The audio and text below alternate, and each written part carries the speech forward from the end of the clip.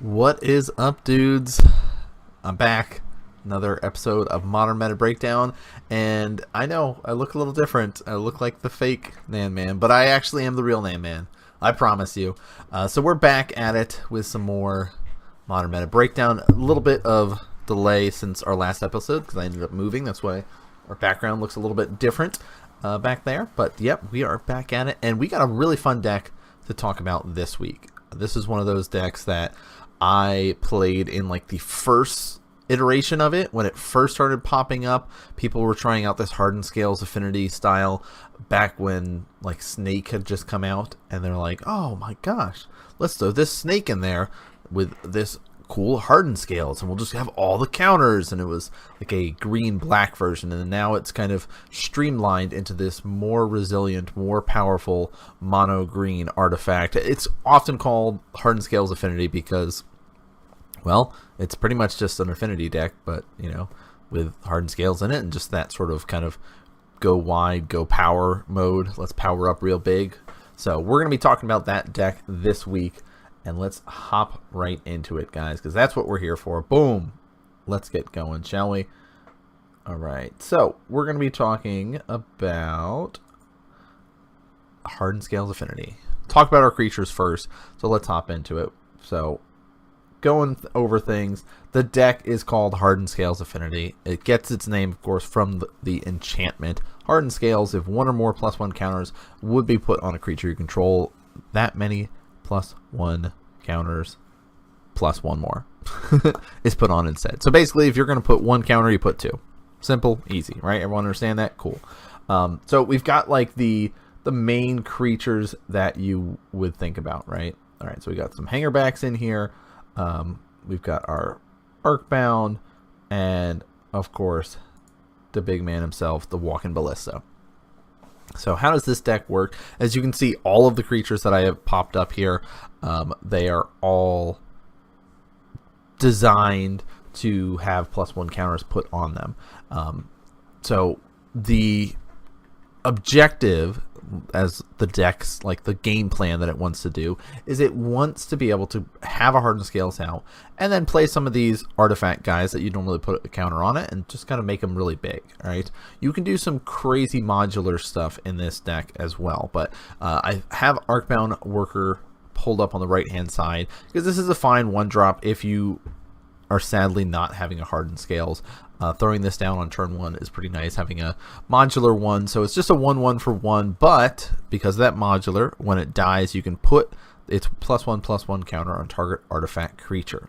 So nice little shenanigan action that can go along with that. Everyone should be familiar with Arcbound Ravager. That's the, of course, 2 mana for 1, because it has that modular 1. You get a sack an artifact, put a +1 counter on Arcbound Ravager. So if you sack that Arcbound Worker to the Arcbound Ravager, you essentially net an extra counter, and he'll get 2 counters on him. So that is that nice little interaction that you have available. Hangerback Walker, of course, from Origins, people should be familiar with it. It's got that XX in its mana cost, just like Walking Ballista, but where he differs from Walking Ballista is that when he dies, he makes a bunch of Thopters, right? They're flying, so you can go for that evasive style of play. You could also activate him for 1 mana, tapping him to add a counter onto Hangerback Walker to make him bigger.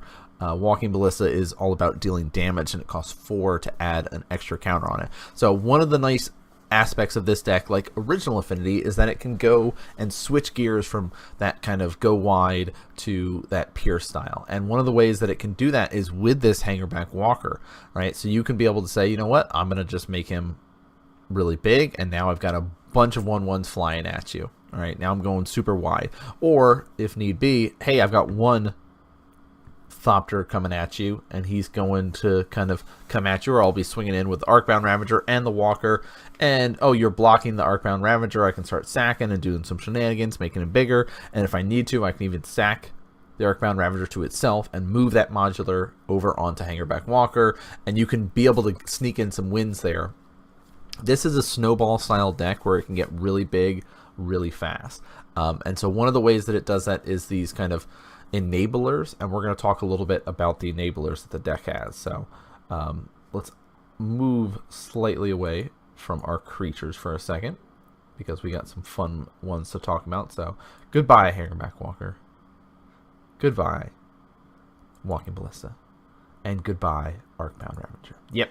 So we've got one other creature to talk about in here that we hadn't talked about, but it kind of goes in that lump of enablers, right? This Steel Overseer here, 2 mana for 1/1. Tap it, put a +1 counter on each artifact creature you control. So that goes along with that go wide strategy that we talked about. And if you let that stay on the battlefield, things are going to go wrong for you. So be careful about that, guys. It gets out of hand super quick. Now, these other 2 artifacts that are sitting up at the top might be stuff you're not familiar with, right? This Throne of Geth, right? That might be something that you're thinking, what is this all about? Sack an artifact and then proliferate. And I will never pronounce that correctly. You choose any number of permanents and or players with counters on them, and then give each another one of those counters. So if, for example, you're starting to go that Pierce route with your Ink Moth, and your opponent happens to have a poison counter, well, guess what? You've sacked an artifact, they get another poison counter. Not only that, all of your artifacts that are creatures that might have +1 counters on them that you've been building up, right? Those Hangerbacks, those Arcbound Workers, the Arcbound Ravagers, the Walking Ballistas, all of those guys are going to get more counters. Now, this works really well because you can sack things like the Hangerback to it, right? And now you have a bunch of 1/1s. All right, you can sack things like the Arcbound Worker, get that modular trigger, and hey, everybody gets extra counters. The other one is that animation module. Whenever 1 or more +1 counters are placed on a permanent you control, you can pay 1 and create a 1/1 colorless servo. So doesn't fly, but it's just an artifact creature. Again, kind of goes along with being able to help with Throne. Also, it kind of keeps you in the game, right? Then you can pay 3, choose a counter on target permanent, and give that permanent or player another counter of that kind. So again, it can help with if you're going poison route, or also if you just want to make a guy a little bit bigger, right? You have the mana to sink into it, why not? But this ability to continually make guys later on is huge. One of the things that the deck might suffer from is that if you start dealing with its engine, right, the Arcbound Ravager, the Walking Ballistas, the Hangerbacks, things like this, Stealovers, you're messing with these really powerful cards. The deck is like, I've got some Arcbound Workers, right? Okay, that's not that great of a card, but being able to say, hey, Arcbound Worker entered the battlefield, I put a +1 counter on it, right? I get to pay 1 mana, and now I have a servo to go with it. So later on, these weaker cards like Arcbound Worker now become more value off the animation module. So really cool card to add into it. So we've got those as our kind of enablers, help the deck out. We want to get these extra counters. Protection, Welding Jar, right? I like that there's 3 in the main for this list. You are seeing variations on that number between 2, 3, something like that. But it's a really nice, safe card to be running. Sack, Welding Jar, regenerate target artifact. So it works out really well. We did talk about Hardened Scales. Of course, there's 4 of the namesake of the deck. Works really well. Mox Opal, it's Affinity, guys. Why would you not be running Mox Opal? Super great. Ancient Stirrings, you can find everything in the deck except Hardened Scales. Seems great. And with this list, Evolutionary Leap, which we'll talk about in a sec.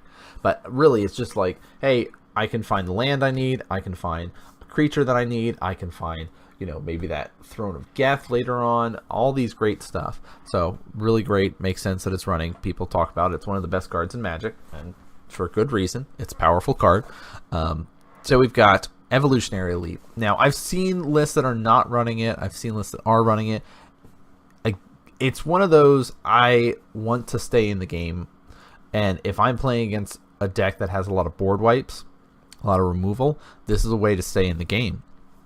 Sack a creature, reveal cards from the top of your library until you reveal a creature card, put that card into your hand, the rest go to the bottom of your library in a random order, right? So this is that, you're going to try to kill off my stuff. Nah, that's okay, I'm going to sack it. Also, it is a enabler in a way. It's like enabler adjacent because of that sack effect. You want these sort of abilities to move your +1 counters around, right? So you want ways to potentially kill off your hangerback walkers. You want ways to mess with your arcbound workers, right? These sort of things are really important. So having this evolutionary leap as a slot that can move those is really important, and you get value of finding a creature. So really, really nice. Talk about the land base briefly here. Darksteel, yes, of course. Again, a lot of these lands, the ability to be an artifact or already are an artifact, do work really well with that Arcbound Ravager, so you can do those manipulations and stuff. 9 forests for this list. Again, it's, you know, some variations on that number, but most of the lists are running close to that because the Ancient Stirrings, Evolutionary Leap, Hardened Scales, you have these green stuff that having a turn 1 forest can be quite relevant. So you want to have a good amount of those in there. Just the Singleton Blink Maw. Again, it's not really the hard and fast affinity list where it needs as much threats as possible. It can just get out of hand really crazy early on. So just having the one of, also the ability to make one of your Blink Moths a little bit better by giving it +1/+1 plays very nicely with the Ink Moth, right? So that's pretty nice there. So again, that Infect ability, going that Pierce route, and then the Singleton Pendelhaven there. Green, cool. Some of those creatures that might not have any manipulation, maybe you're playing against a heavy removal and your Arcbound only has 1 counter on it, you want to try to save it and you don't have any artifacts, guess what, you can use Pendelhaven. Same thing with like the workers, maybe your Hangerback Walker, your Steel Overseer, Walking Ballista, things haven't really gotten up and running, so you need a way to help protect that. That's where the Pendelhaven comes in. And then the Horizon Canopy, value land. I've seen lists that are running more than 1. I've seen some that run as many as 3. Really, you can sit there and gain those card advantages later on. So nice. And hey, you can make green mana lose a life. Not that big a deal. Yeah, it can be annoying, but you'll be all right. All right, so that's why this list is running 1. I've seen as much as 3.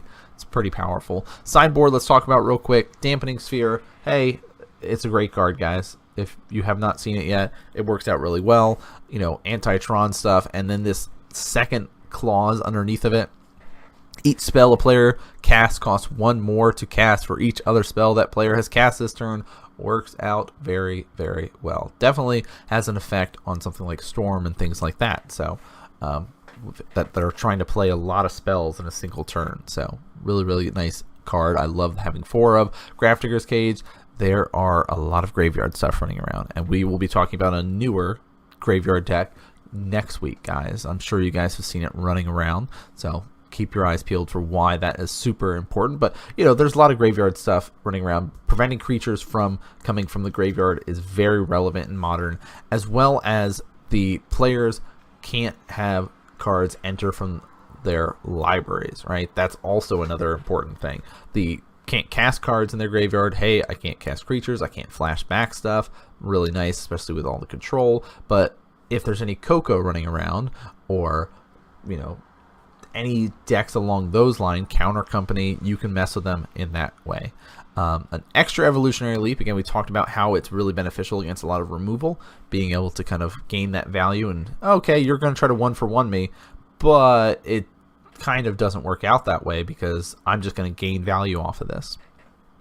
To Dismember, removal's great. Nature's Claim, all-star in the sideboard here. Not only as a way to deal with pesky artifacts that could be running around, maybe you playing the Mirror, but it is relevant for killing your own stuff, right? Being able to kill something, move those +1s around. Also, if you're playing against a deck like Burn or a very fast deck, you have that way to gain life. So, very relevant. Surgical Extraction, so good, so good. Again, you could be playing against a combo deck or something along those lines, stripping away a lot of cards. Really, really nice. There is one other list that I wanted to highlight real quick that had just a slight sideboard change that I wanted to highlight. Otherwise, the list is pretty much the same, more or less here. But this Karn in here, I really like it. Reveal the top 2 cards of your library, and your opponent gets to choose one of them. Then put that card into your hand and exile the other. with that whole silver counter on it. Then you can do -1 and put a card you own with a silver counter on it from exile into your hand. Seems pretty good, just sort of that kind of card advantage there. Or that -2, create a 0/0 colorless construct artifact creature token. With this creature gets +1/+1 for each artifact you control. Your deck is full of artifacts. That guy can get really big. So, and then with all the manipulation that your deck can do, seems like a great one to have in the sideboard. So I do recommend you guys looking into this sort of list. One of the things that we like to talk about here on Modern Meta Breakdown is how to stop a deck like this, ways to kind of deal with it. So if you have access to white, Stony Silence works out really, really well. When we think about it and we talk about ways to shut down activated abilities, you know what? Arcbound Ravager, being able to sack an artifact, that's an activated ability. Steel Overseer, tapping it, there's a colon right there, that's an activated ability. Okay, even the Walking Ballista, activated ability to add counters to it. Removing a counter, guess what? There's a colon right there, so that is also one. So pretty much everything the deck is running, even the Hangerback, right? The deck is just full of activated abilities. So that's why it does run all these Nature's Claims to kind of help it out in those sort of situations that are running into it. Again, artifact removal works out really well. The pure just removal in general, if you can start nailing down those threats as soon as they're played, that really puts a damper on the deck. It needs that time to set up. It's got that, like the first few turns are pretty lame for the deck where it's like, all right, here's this, here's that, cool. And then it's like that turn 3, turn 4 where things just can get really bonkers, especially if left alone and you're not really having your opponent interact with you. Like, the deck can really take off running. So it's a super powerful deck.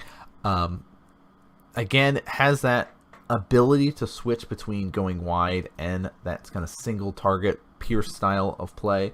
Both are really, really good. I do recommend that you guys doing some testing with it. It's powerful. If you have the cards, play it. I'm sadly not having the Mox Opals, but I really love the old version of it and really like this newer, more streamlined version. So definitely powerful stuff. And if you are going to bigger events, you're going to see this. Like if you've been watching any of the Modern coverage, you've been seeing this list and this deck pop around. So good stuff. Hope you guys enjoyed. So let's pop back over and we'll do quick little sign out. Chat as we get going. There we go. Oh, I left a card. Nobody wants you here anymore. All right, there we go. Okay, so again, thanks so much for tuning in and watching, guys. I will be getting back into more of the Modern Meta Breakdown, but we are also streaming every Monday, twitch.tv/Modern Magic Mondays. So if you want to see weekly Modern coverage, you can check it out there. I'm also starting to do more streaming over on my channel. Every Saturday, for sure, you'll be seeing me up twitch.tv/TheRealNanman, and you can see all the links to all the channel stuff down below. But if you like this video, please hit those follows, subscribes, all those kind of good stuff. And I'll see you guys next game.